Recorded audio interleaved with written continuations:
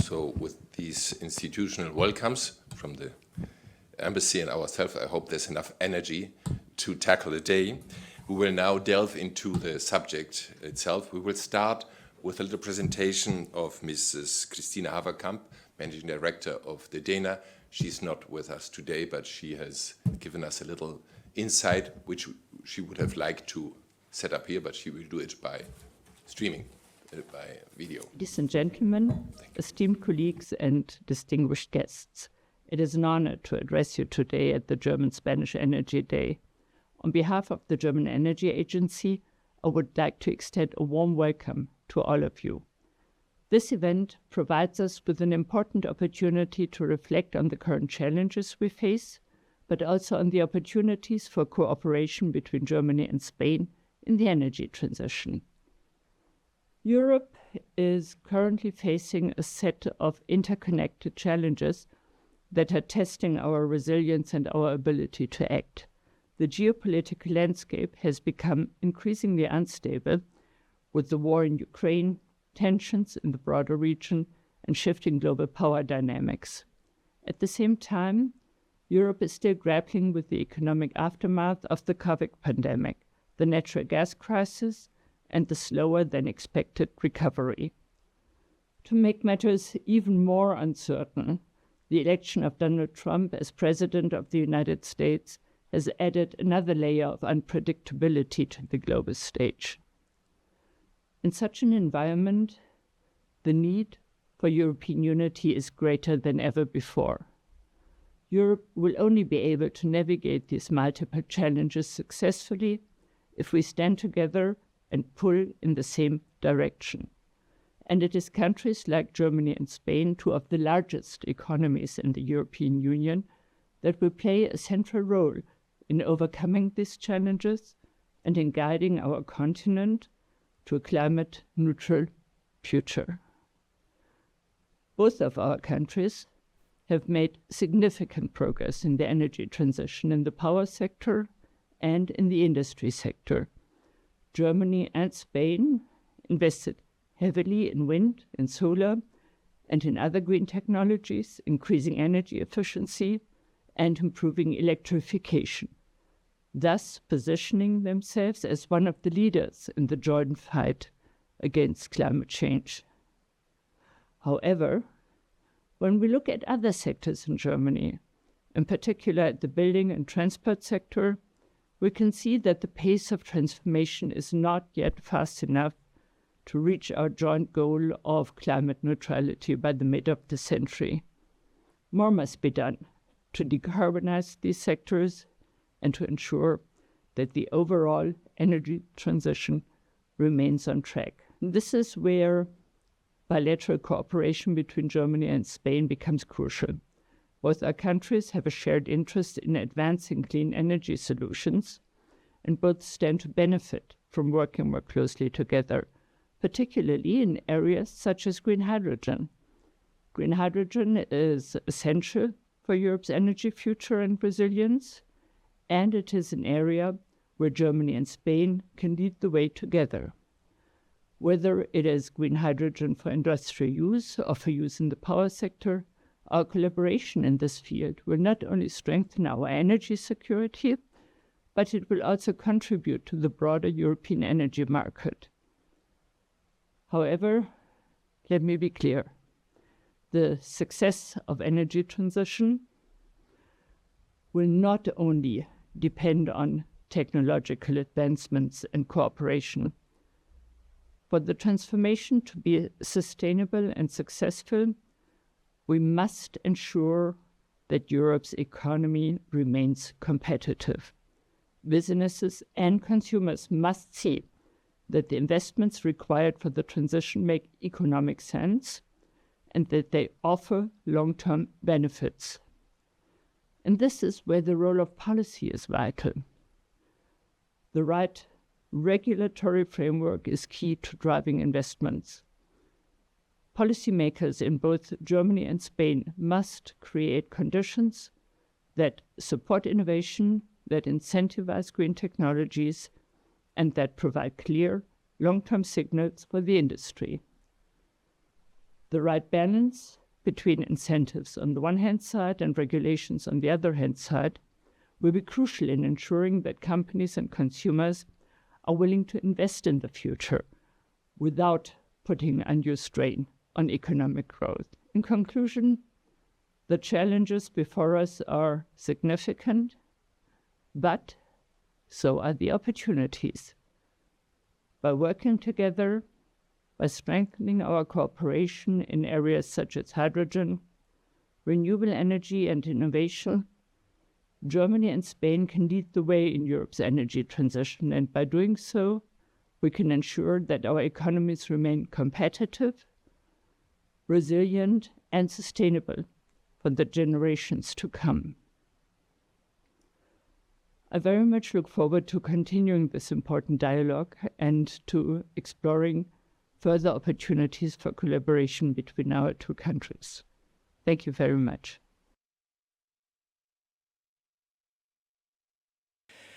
It is an honor for me to represent Spain today.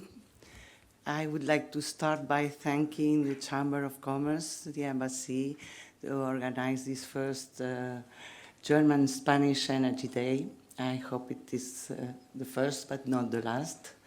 And I will be pleased to share with you some of our last recent advancements about the 24 update of the National Integrated Energy and Climate Plan by 2030. And because this update comes at a critical time as the global energy landscape is evolving in response to the geopolitical shift and the escalating climate crisis, as my colleague Kristina from DENA already talked about. But first, let me to begin introduce you IDAE. Maybe some of you doesn't know us, and then some data of energy context in Spain, the energy policy, and the incentive programs we are running. Concerning IDAE, we belong to the Ministry for the Ecological Transition and the Demographic Challenges that is led by Vice President Rivera, as you know. And the Secretary of State for Energy, Sarah Jensen, is our president of IDAE. IDAE is the Spanish Energy Agency, and we have been working for now, I must say, 40 years, and I was there at the beginning. So I will not say how old am I, but it has been a long time that we are pushing for the energy transition in Spain, but more increasingly these last 5 years. We were usually 150 professionals, but now with the funds we have from the European Union, we have doubled our professionals, and we are now almost more than 260 people working at IDAE. And our main activity is to support technically the ministry in the formulation and implementation of policies and national plans and programs to foster energy efficiency and renewable energies. We also participate in the elaboration of the plan for recovery from the European Union. So we are managing and executing entity of this recovery plan, the Next Generation EU. We are intermediate body for the European Development Funds, also the regional funds. We also manage the funds from the National Energy Efficiency Fund and the new strategy of investments that we have launched this year. This is not the first time, because we not only have capacity building and technical assistance and training accompanying these measures, but we also invest in projects. That means that well, we will take some time later on to speak about it, but we have been investing also in projects since the beginning in order to know the market and to elaborate these plans with the ministry. Besides this, we have international relations and program activity, where I am the head of this department at IDAE, and we manage funds from the European programs, but we also participate in international fora as the International Energy Agency, the Renewable International Energy Agency, IRENA, where we are part of it since the beginning, and with Germany we push for its creation 15 years ago already, but we have always been together in the Council of IRENA and in the annual assembly every year. We also have the ENR network, that is the network of the European energy agencies like DENA, so we have been collaborating together for many, many years also, since the 90s, and the MEDENER network, that is the Mediterranean Energy Agencies network. Well, I won't extend here more. I don't want to do it because I prefer to, well, we have also some studies and statistics activities related with the programs. But concerning the energy in Spain, well, this is just, it's a long presentation, but I will pass through some of the slides quickly, but if you like, you can then consult the data of the presentation in your web page, I imagine. Concerning the electric system, the grid, for example, just to say that Spain is like an energetic island in the Iberian Peninsula, because we have very few interconnections with Morocco and France, but we are well positioned to have a massive integration of renewables. These are the data from the Spanish Energy Balance 23 that were presented before the summer. Just to show you, for example, the first column, where we have the trend that we are increasing renewables, but we are decreasing nuclear, natural gas, oil products, and coal. And in the electrical generation, in electricity, for the first time we have more than 50% renewables last years in the production. Here you have also the distribution between different technologies. We have mainly wind and PV, photovoltaic, in these last years have increased a lot its production of electricity. Concerning the general context, of course, we are in the European Union, both Germany and Spain. We are fully committed and aligned with the European strategy towards climate neutrality by 2050. And we have so elaborated our policy and our regulatory framework with this, having this in mind. The first law of this government was in 2021 on climate change and energy transition. Then we have the long-term strategy for the decarbonization in 2050. And after the COVID, we have the recovery and resilience plan. But also this accompanied with a just transition strategy and against energy poverty.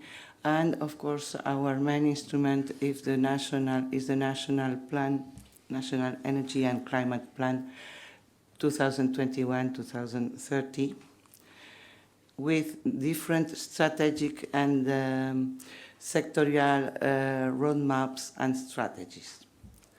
all these documents, you can find them in our webpage. Well, it's a bit redundant, but this is the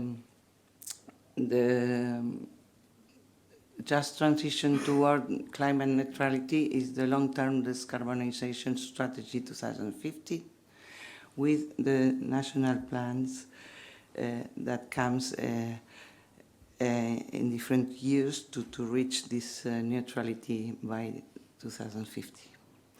So the National Energy and Climate Plan was updated this year because it was elaborated in 2021 as all the European countries. And this year, as we have seen the good evolution of the plan, we have revised the plan and we have increased setting even more ambitious goals. Apart from the reduction in greenhouse emissions, we have to reach 81% of our renewable energy electricity generation by 2030. And 48% of renewable energy in the final energy consumption. These are very ambitious goals. And also, of course, accompanied by the first thing we have to do, that is the improvement in energy efficiency. We would like also to reduce our energy dependence by 50% because we are now more or less in more than 70% of dependence.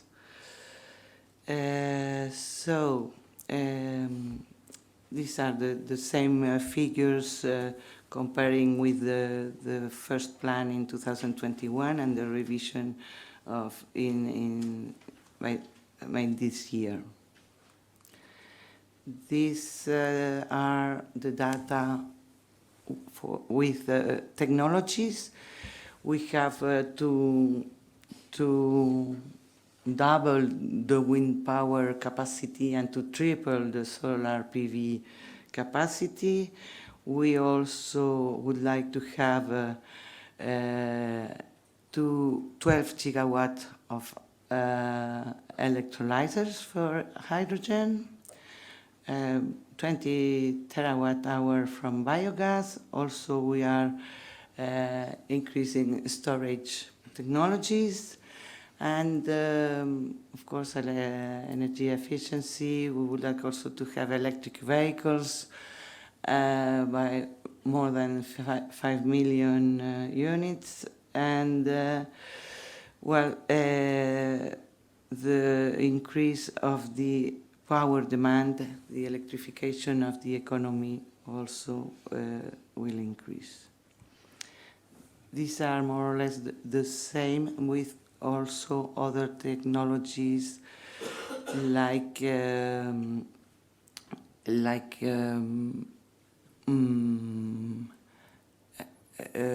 carbon, nuclear, storage and self-consumption you have in this graph.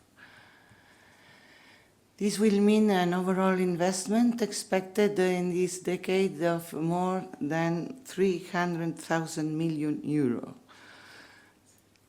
So this, we hope, will create more than 500,000 new jobs. And well, it's an opportunity for the public and private enterprises in this energy transition. How can we reach this? In IDAE, we are managing, as I said, the Recovery, Transformation and Resilience Plan, which was composed with a lot of measures, but most of them were for the energy transition and the digitalization of our economy. Around 40% of the budget is allocated to ecological transition. There are many measures that you can also consult in our web page. But the amount is quite impressive, with almost 7,000 million euro in the first phase, and we have had an addendum last year that also puts new components to be managed by us, by IDAE, in more than 3,000 million euros. So this allows us to mobilize subsidies in different areas that you can also show here. And we have already allocated an allocated budget of more than 13,000 million euro, and which we have managed to already have approved more than 89, almost 90% of these subsidies. There are very different programs that you can see in our web, in Ayudas, Energía, IDAE.es, and well, our interest is to foster innovative technologies and projects to reach these goals of the energy transition. There are programs that we manage directly, but others that we pass to the regions, the comunidades autónomas, to be managed by them. You have here some data, but I don't want to extend too much myself. These are the ongoing goals. For example, we want, of course, the innovative renewable projects. We are also with the electrolyzer in hydrogen and the renewable value chain and energetic communities also. This you can apply for them. These are all the projects that have been funded till now in this recovery plan. You have all the distribution here. And this has been accompanied also, as I said before, by the National Energy Efficiency Fund. This is the European directive that set national mandatory final energy savings and obligate some companies to make a financial contribution to this fund. But also since the last year, instead of putting this financial contribution in the fund, they can also, we have put in place a mechanism for certifying energy savings through what is called the white certificates, the energy saving certificates, CAEs in Spanish. These are managed by the ministry, and we in IDAE, we have the funds from the National Energy Efficiency Fund in order to implement some other measures that are not in the recovery plan. With this, we complement it, as I told you at the beginning, with the new investment is a strategy from in our part. We support innovative transition projects aligned with our national plan, with a budget of a new 100 million euros to participate in this investment as a minority shareholder. We have been doing this, as I told you, since the 80s. I mean, at the beginning, the first projects made in Spain in renewables, like the first wind farms, or in energy efficiency, the shift of furnaces for saving energy in companies. This kind of projects, cogeneration, etc., were made by IDAE as a partner with other companies in order to be an example for other companies, and we succeed quite well because we had a lot of investment made, and then we put the market in place, and then we retire. We did it at the beginning as a third-party financing scheme, and now we have the will to do it again with the innovative projects.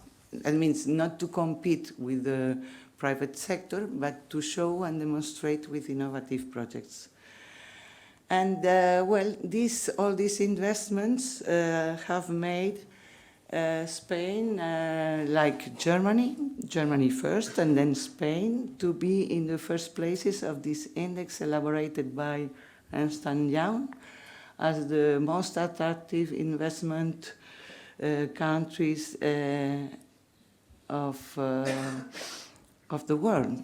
So, as we said, the energy transition is an opportunity, and we hope to continue collaborating with Germany because it's good for us, it's good for you, and it's good for the planet. Thank you.